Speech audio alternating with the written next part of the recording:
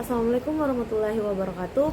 Perkenalkan, nama saya Ainul Putri dari kelas M242 nomor urut 19. Nah, di sini saya akan menjelaskan tentang apa pengertian dari frasa dan contoh frasa. Jadi, menurut Kamus KBBI, frasa adalah dua kata atau lebih yang bersifat non-predikatif, sama halnya dengan klausa dan kalimat. Frasa juga merupakan kumpulan kata.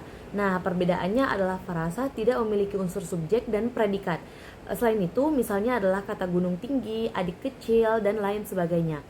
Frasa ini terbagi menjadi dua jenis, yaitu frasa eksosentris dan frasa endosentris. Perbedaannya terletak pada perilaku sintaksis terhadap salah satu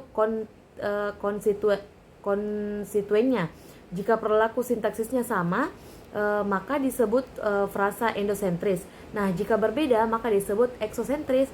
Contohnya itu di rumah atau ayah ibu. Nah, jenis-jenis frasa itu ada 4. Yang pertama itu frasa nomina. Nah, frasa nomina yaitu unsur-unsurnya berasal dari kelas kata nomina atau kata benda, misalnya suami istri, ayah ibu, adik kakak, dan sebagainya. Dan yang kedua itu frasa verba. Unsur-unsurnya berasal dari kelas kata verba atau kata kerja, misalnya jual beli, belajar mengemudi, sedang memasak, dan lain sebagainya. Yang ketiga itu adalah frasa adjektiva, yaitu unsur-unsurnya berasal dari kelas kata adjektiva atau kata sifat, misalnya cantik sekali, masih muda, dan lain sebagainya. Dan yang keempat itu adalah frasa adverbia, yaitu unsur-unsurnya berasal dari kelas kata adverbia atau kata keterangan, misalnya sore ini, tadi pagi, esok lusa, dan lain-lainnya. Nah, ada juga frasa yang ambigu. Terkadang ada juga frasa yang menimbulkan keambiguan karena memiliki makna ganda. Frasa yang seperti ini disebut frasa ambigu karena memiliki makna lebih dari satu. Tidak jarang frasa jenis ini menimbulkan keraguan. Misalnya frasa-frasa seperti ini. Yang pertama itu anak perempuan nakal. Yang kedua itu mobil tetangga baru. Yang ketiga itu bos lelaki itu. Nah, jadi frasa yang pertama menimbulkan keraguan akan siapa yang sebenarnya nakal.